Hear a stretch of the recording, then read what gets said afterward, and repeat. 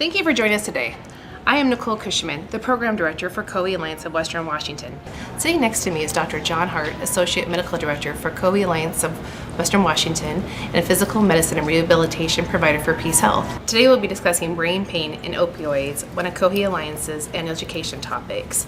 Our goal today is to provide you information with the changing landscape of opioid prescriptions in Washington state guidelines.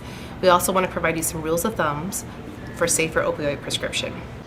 Hi, Dr. Hart. I heard the Washington State opioid guidelines have changed. Can you tell me a bit about that? Nicole, there have been big changes in the guidelines. What's taken place? In the old days, we simply did this. You had pain. I asked you what your function was. We decreased your function. Where we increased your function, we decreased your pain, and we just used all the opioids that was necessary. And that's basically how it was done. But now, the guidelines are coming out. The guidelines are based on research. These things just weren't made up out of the blue. When you give a person narcotics long term, the maximum pain relief you're going to get is going to be about 30%, and that's all. So I can give them a lot of narcotics and I can get 70, 80% of relief of pain. But if you watch what happens over time, I just get 30%. So now we turn to the patient, we said, yes, we're going to be using some narcotics with you, but what we're going to be doing, we'll be taking care of about 30% of your pain.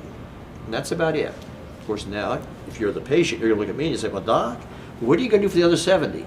And my reply will be something like this. Nothing. That's going to be your problem. Now, I don't put it quite in those words, of course, but you can use acupuncture, chiropractic, exercise, weight loss, weight gain, whatever they want to do. But it's set a limit that the physician is good for about 30%. The second thing that's important, we went from acute pain, your surgery, and we kept you in through subacute, and we moved you on into chronic pain management, because this was the big piece of opioid usage and pain control. Nowadays, we've set limits.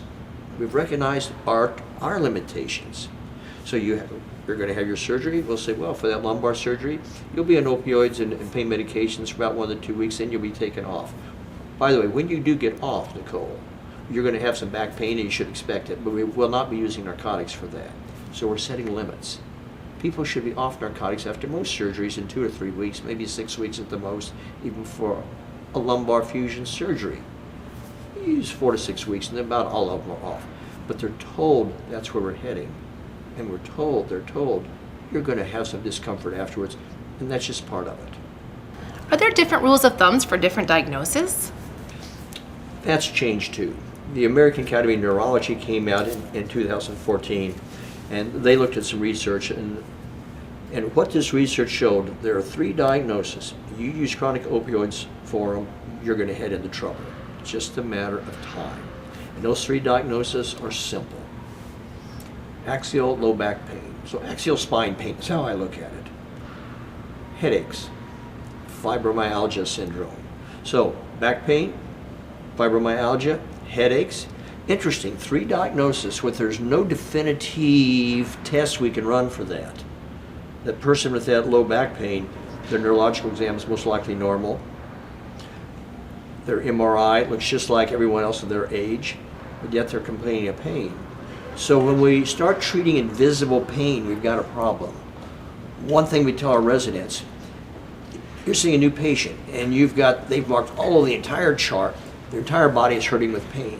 I say, before you walk in the door, keep in mind, I'm not about to use narcotics, because there's no way you're going to control all of my problems of my life with a pain pill. If you do, and it'll be a disaster.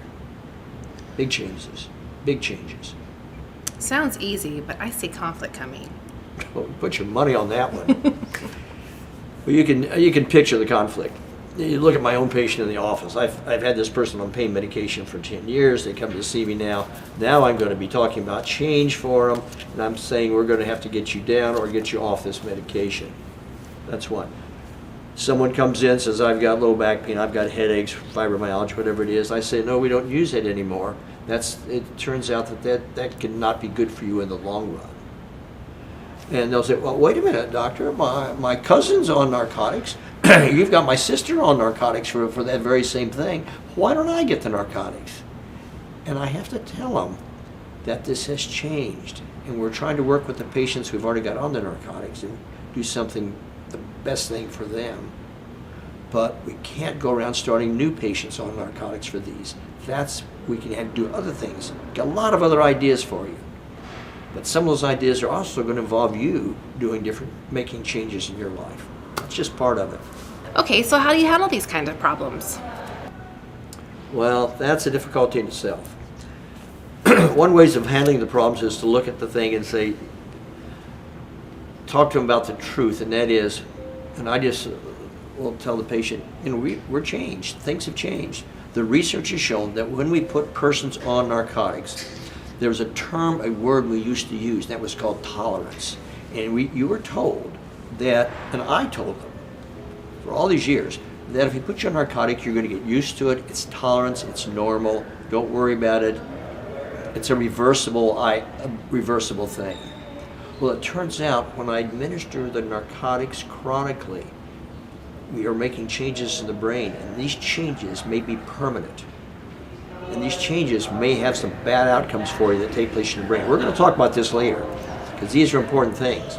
And they're not the things that the drug pharmaceutical salesman is going to tell you about. You go to a lecture that's been sponsored by a drug company, they're never going to mention it. You're never going to hear about these things, but they're going to be critical to those patients.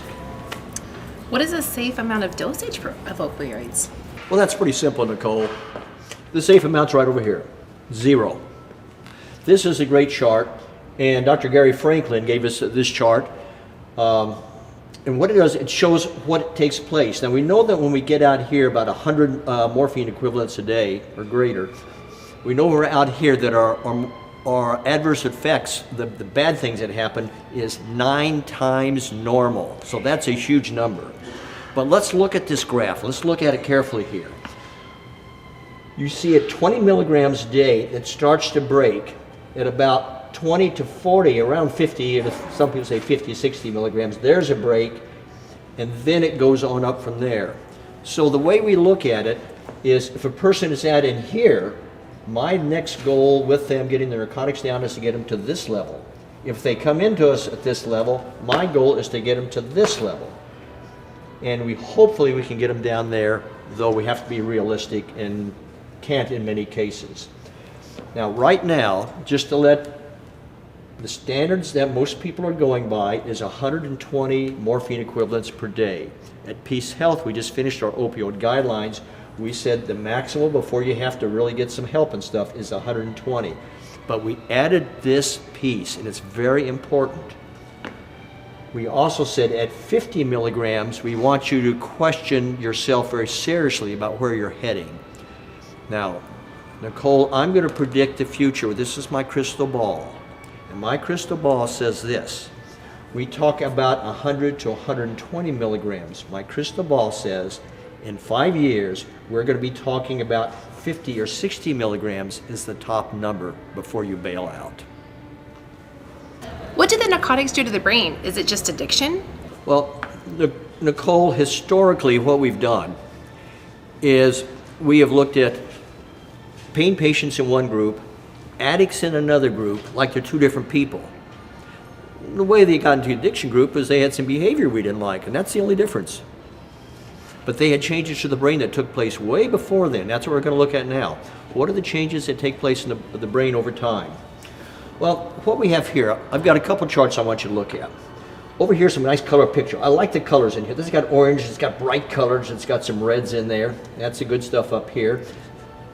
In this PET scan, what we're looking at is they control what a normal dopamine looks like. These are the D2 receptors. This is probably the key receptor, at least that's what research is pointing at now. But if I take cocaine for a period of time, I wipe out the receptors. If I take meth for a period of time, all of these increase dopamine, I knock out receptors. Heroin, same thing. Alcohol, same thing. Dilaudid, same thing. Oxycodone, same thing. Hydrocodone, same thing. And even, we're going to look at another chart shortly, smoking. Small amount, but it's there. Can you explain to me, please, a little bit more in detail? Nicole, now I'm going to show you a couple pictures here. Now, these are not my pictures, just so folks know. These are from Nora Volkov, and I've stolen her slides. It's practically everything you're going to see today, and I've talked about today, I've stolen from someone else. So this is from a lecture that she gave in Portland a couple years ago, and I asked her, can I use your stuff? And she said, yeah. But here's what happens. Here is your normal dopamine receptors down here, a whole bunch of these receptors down here. This is a synapse, as most people will recognize. So when I give them a drug and we flood this area with dopamine, the dopamine goes into these receptors. That's a cool thing. We like it. Remember, dopamine, D2, chocolate, sex, rock and roll. What do those three things do in common? They kick up dopamine.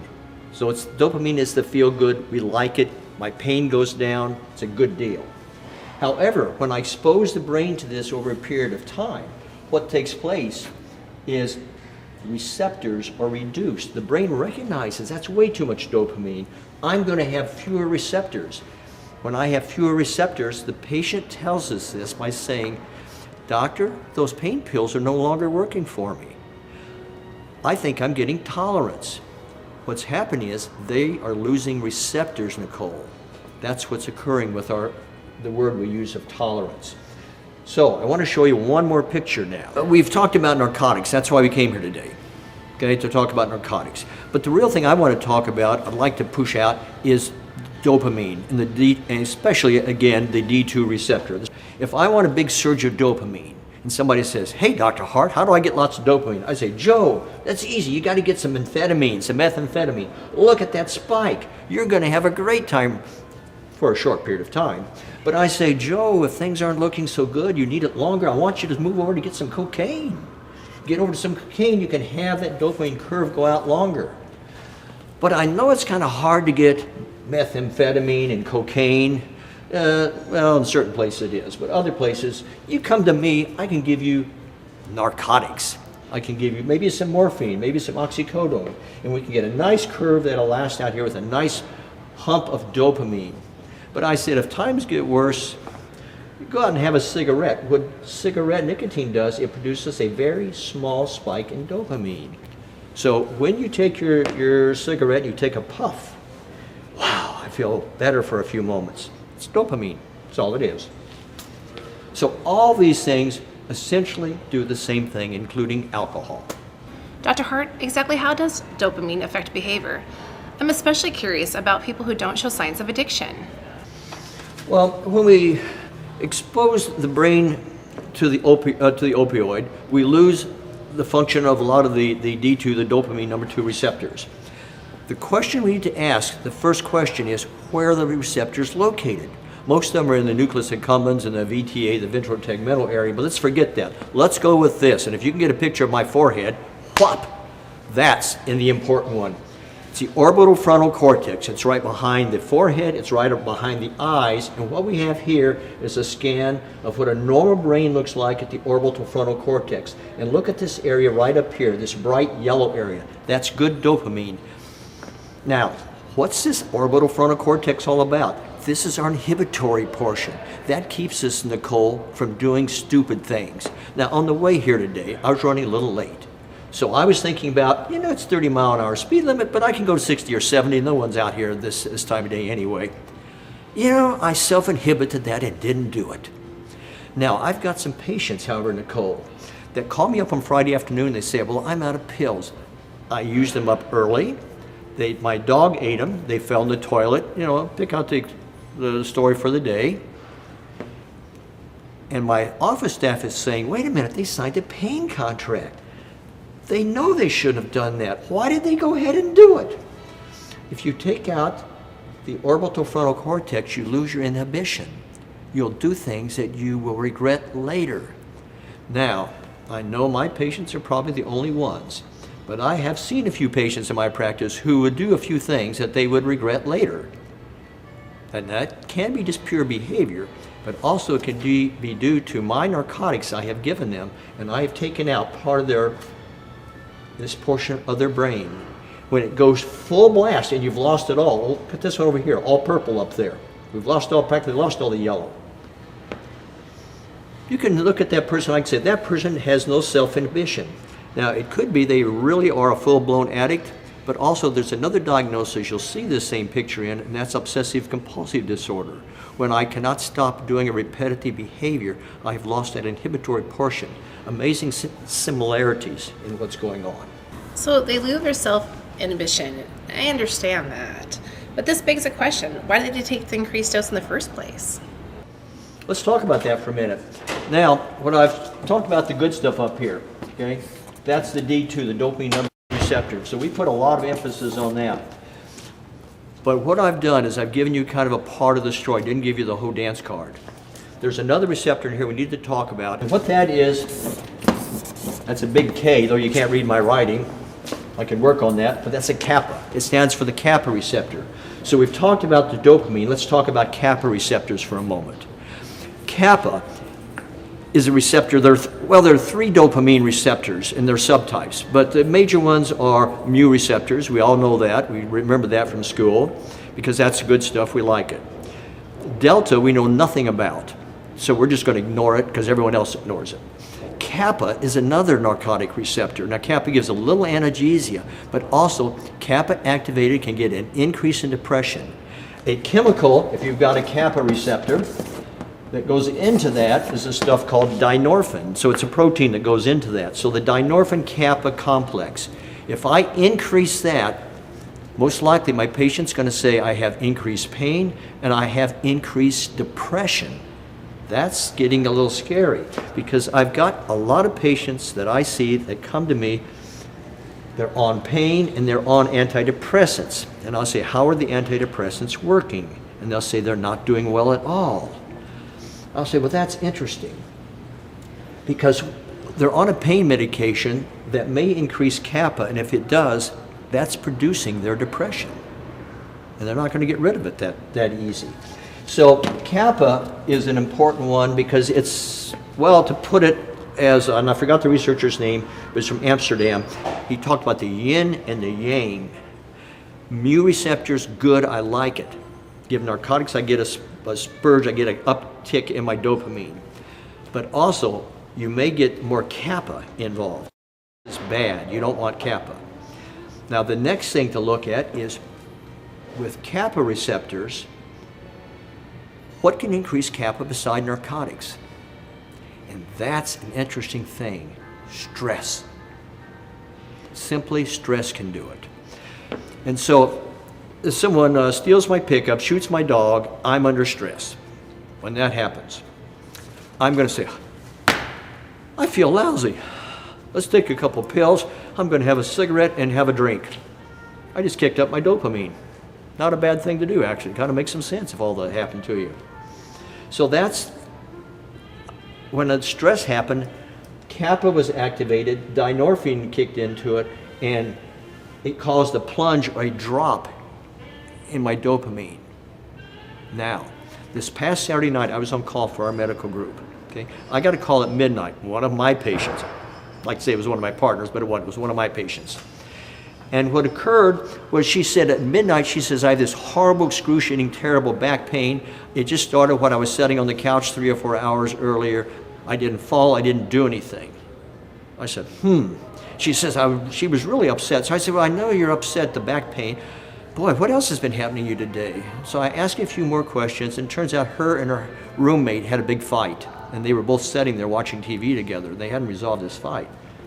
And I'm going, uh-oh, big increase in back pain, high stressful situation, kappa got activated, dopamine took a plunge, a lot of back pain, called Dr. Hart at midnight.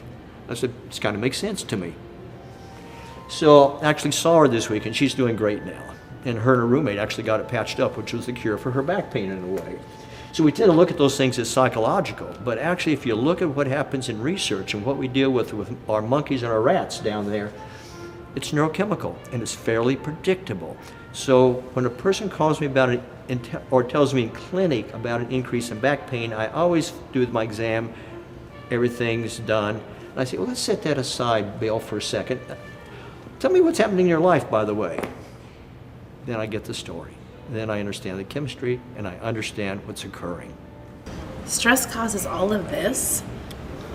Changing the brain chemistry and producing drug-seeking behavior? Well,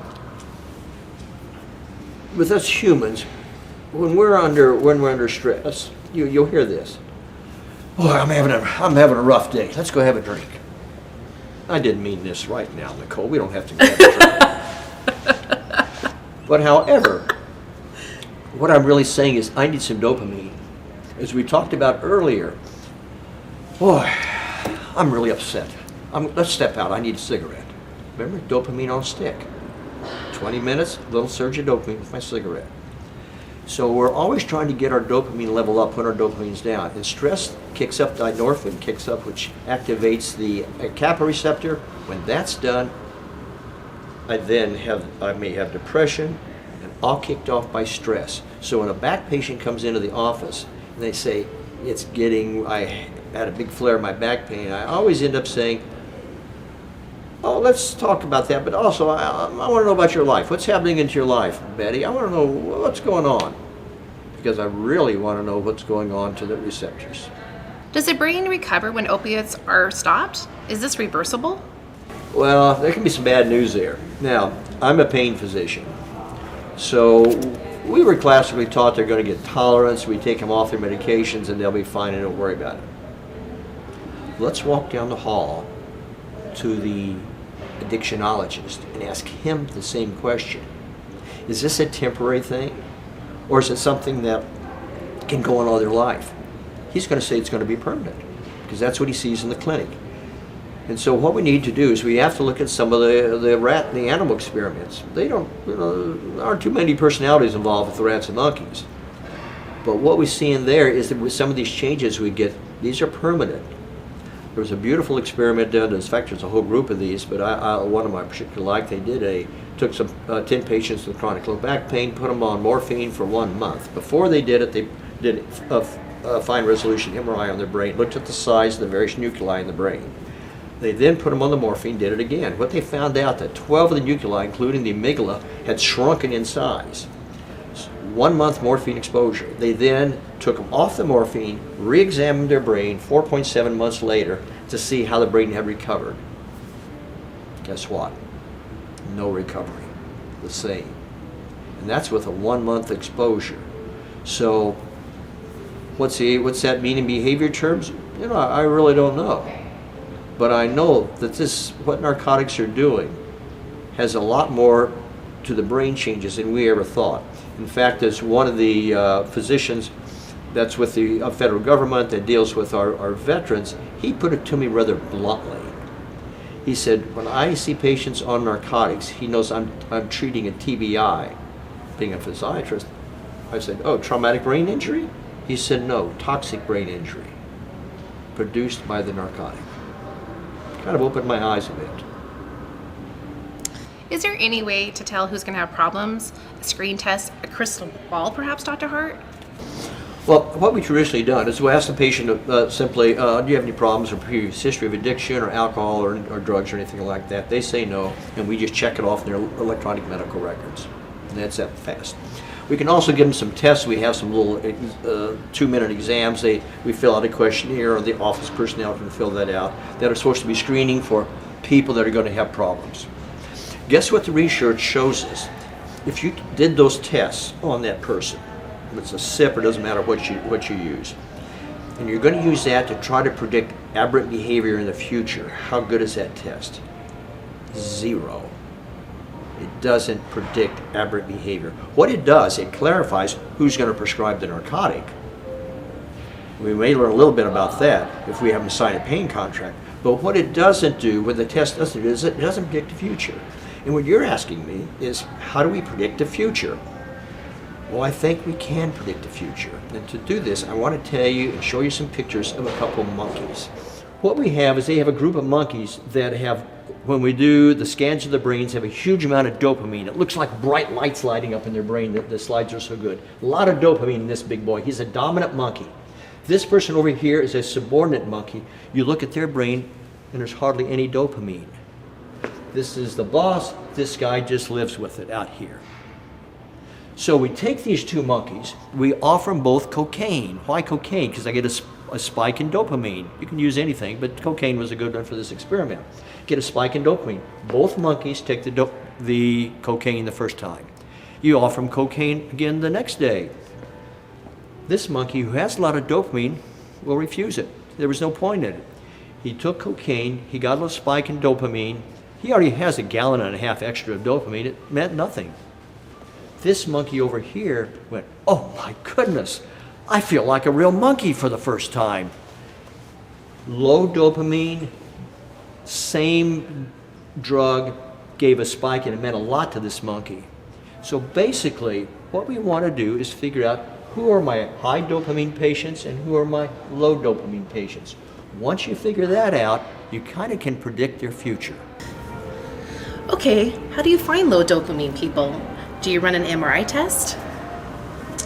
Well, I wish we could. Or maybe a PET scan would be a little bit better test. But that's not how it works. What we do is we have these little exams we give people. They can write out, they'll check off things, ask about your behavior and your past history and stuff like this. And it's supposed to be able to predict the future. And for us as a physician, as a healthcare provider, we're thinking it's going to tell us about how things are going to be in the future. Well, actually, they don't. They don't tell us about aberrant behavior in the future at all. And that's what the research shows. The American Pain Society, you can go dig back through the research portion of it and their guidelines, and it's very clearly done. Some of the research was done by Roger Chow at OHSU. So it's kind of close to my home there. So what we really have to ask is, how do we recognize people with low dopamine? That's the thing. That's where we want the crystal ball. So I'm going to tell you now what we do in our office. Does this mean 5 years from now we're good, we can't do better? I hope we can. But we look at 3 questions and maybe a 4th question. So the first question we ask is really quite simple. Nicole, I want to know. I'd like to know about your family. I want to know about genetics only. I don't care about anyone that's not blood kin to you. And what I want to know about is who in your family for 2 generations has had heavy use of alcohol or has used narcotics for pain or other reasons on a constant basis. This means brothers, sisters, aunts, uncles, mom and dad, grandparents. Who would that be? Anyone? I'd wait for your answer. If you say it's my mom and my dad both had addiction, I'm going to myself, yes, slam dunk, this is easy. That's genetics. Genetics plays a huge role. It's so predictive in genetics that if you got the genetic picture down and their family picture down, you've got a 50 to 60% of predicting their future. 50 to 60. This means I can walk into a newborn nursery with 10 kids in a bassinet, and I can, at 50 to 60% accuracy, guess who's going to have problems with substances abuse later just by knowing their genetic pattern. These are the low dopamine, genetically low dopamine. In fact, you clinically see this when you ask the person, when you took your first narcotic, your first hydrocodone, how did you feel? And there are 3 responses that you can get. Well, doc, I took it. I had a sprained ankle. I took it for a couple of days. It helped me, and then I just quit it. It's a neutral. Doc, I took that stuff. It made me sick. I didn't like it. I got off of it. The 3rd person. Doc, I took it. Wow. I felt changed. I feel like I was the real me for the first time. That's a low dopamine. Guaranteed, slam dunk, 100% at low dopamine. I had one of my patients, and I told her this story. And she gasped when she sat back and she said, oh my goodness.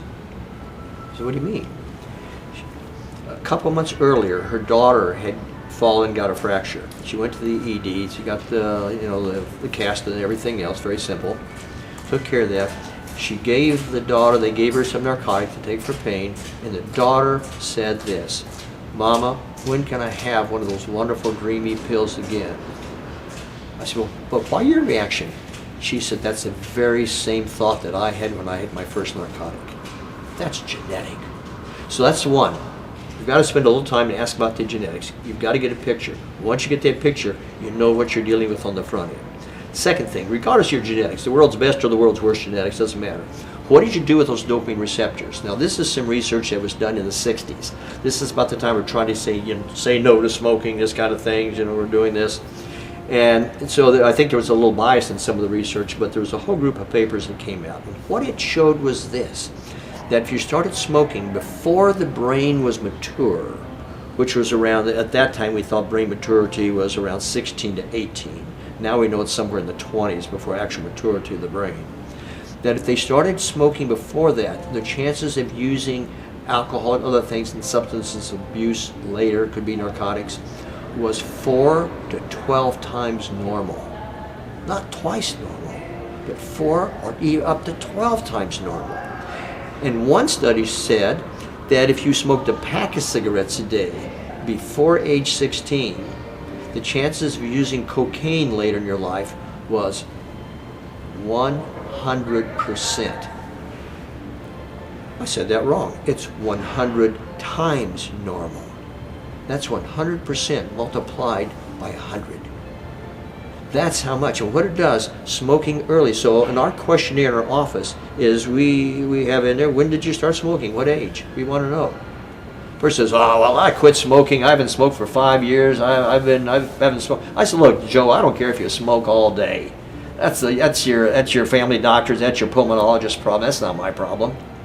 I want to know the age you started, because I want to know what you did to your dopamine receptors. Remember, smoking. It's nicotine, but it's dopamine on a stick. That's basically what it is. So that's one. So you know the genetics, you know the early smoking, and the third thing is really simple. It's what I call the carbonic acid theory. You put a little carbonic acid on the back of my skin, I wash it off with a faucet, nothing happens.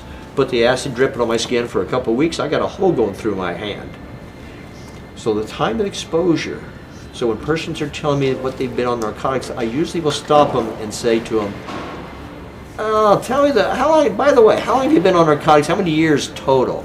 I don't go weeks or days, I ask them years.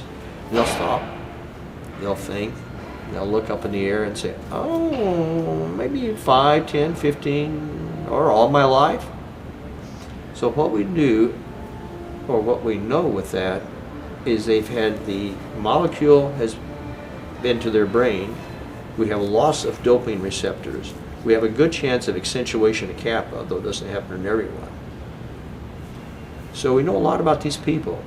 What we're looking for, and you excuse my term, Nicole, but as I tell my residents, we're looking for the low dopamine monkey. Because when we spot those monkeys, look through, I tell the residents, when you go back to clinic, all your patients for chronic low back pain, all your patients on chronic narcotics, whether it's just on a little hydrocodone, maybe on Dilaudid, I don't care. Ask them when they started smoking. Ask the age. You're going to be surprised how much 12 years, 14 years pops up, 10 years, it's all over the place. Now the fourth question, the other one is, what is your personal history? Probably my youngest one is I have one patient that was started on narcotics by her doctor at age 6 for migraine headaches. She had an exposure from age 6 to when she came to the office. She had over 40 years of exposure to narcotics. I know what our receptors are like. Are we treating pain? No, we're treating receptors, and we need to respect that. Wow, Dr. Hart. What should clinicians tell their patients? Well, that's the hard part. Remember that one chart we looked at earlier, and we saw that at 20 milligrams of morphine equivalents, the curve started to go up. At 50, around 50, 60 milligrams, there's a pretty steep curve going up like that. So when a lot of our patients, in fact the vast majority anymore, are referred to us because they're on a lot of pain medications already. And the patient comes in, they're kind of thinking, well, gee whiz, this doctor will give me a new, or he'll start rotating narcotics around, or he'll do what kind of happened in the past. And we just simply look at these 3 big questions. What's your genetics? When did they smoke? And what's their time of exposure to the brain? And what's their personal history? Now, the personal history is important because you'll see people that I was an alcoholic for 15 years. I've been now sober for 15 years, and now I'm on narcotics. Remember, narcotics, alcohol, same D2 receptors in the brain, identical. So when I hear that early alcohol history, I know I'm going to do the same thing with narcotics. You can practically bet on it. It's chemistry. It's not about personality. It's not that they're bad or good people. It's chemistry. I've heard Suboxone can help with this. Can you tell me a little bit about that, please? Well, Suboxone wasn't brought in the country for my pain patients. It was brought in 2000. And what it was brought in the country for, and strangely enough, it was brought in by the Republicans and the Democrats all voting on the same bill and they brought it in by an act of Congress. It did not go through the usual drug administration process. It was brought in by an act of Congress to treat IV heroin addiction. It's been used in Europe for many years. Now, it was brought in for IV heroin addiction for some unique reasons. The drug has some very unique characteristics that they knew about. One, if the person was just taking the Suboxone, it was difficult to overdose because you go to a certain level, about 4 film strips or 4 tablets it was at that time, it shuts itself off. They could take the whole bottle and take it. Wouldn't do anything. It would stop. So it had a safety factor that we could use it with some pretty bad people on the street. So that was a good thing. Now, but the other thing, it restored their dopamine levels, so these people felt normal. That urges, the dreams about narcotic, the urges, I need a pill, zero, gone, just gone. It's amazing to watch it. So it has some unusual features in there. Now keep in mind the active chemical in there, buprenorphine. The buprenorphine in there in Europe is a pain medication, but it's at much lower dosages. In the pain world, we started thinking about it. Oh, wait a minute, I've got a patient on narcotics for many years now. They're on high dosages. Let me think about it. It's affected the brain. Let's put them on Suboxone and just see what happens. And that's actually how we started about 8 years ago doing this. I didn't think it would work. I thought there were a couple of sketchy patients. We'll put them on Suboxone. A week later, I had a totally different person. We do home induction, so we don't do it in the office. They do it at home. It's very commonly done that way nowadays. Bring them back in a week. Most common thing I hear is when they come in the door is, I feel like my normal self again. Joe, you still got back pain? Well, yeah, but I can live with this. Now, we have to stop and think for a second. Why would that result be so dramatic? And this person did not show any evidence of addiction. I'm not treating him for addiction. I'm using the diagnosis of drug dependence because that's actually the indications for this kind of medication, this class. So why could they feel that good that fast? Well, it could be that I just got their dopamine level up. But you know, if I increased their narcotic, that would have got it up for a few weeks too, and I wouldn't have got that response. Buprenorphine is an anti-kappa drug. It takes the kappa receptor and click, turns it off like a switch. And that's why the person's come back and say, oh my goodness, I can't believe how I feel. I feel normal. We got their dopamine up, but I could have done that with a narcotic. Temporarily anyway. But what I did is I turned off their kappa, and that made a huge difference in how that person feels. You'll see in many patients, or their depression will level out, not in all of them. You'll see the complaints of pain. Usually once we put them on Suboxone, our discussion of pain from that point on, within a month, we'll never discuss it again. It won't even be on the radar. That is unusual. So us in the pain world are just beginning to discover this and how it's done and how to use it. Well, that just about wraps it up. Thank you, Dr. Hart. This has been very helpful. For our viewers, we are happy to provide additional resources and information. On behalf of COE Alliance of Western Washington, thank you for partnering with us and joining us today.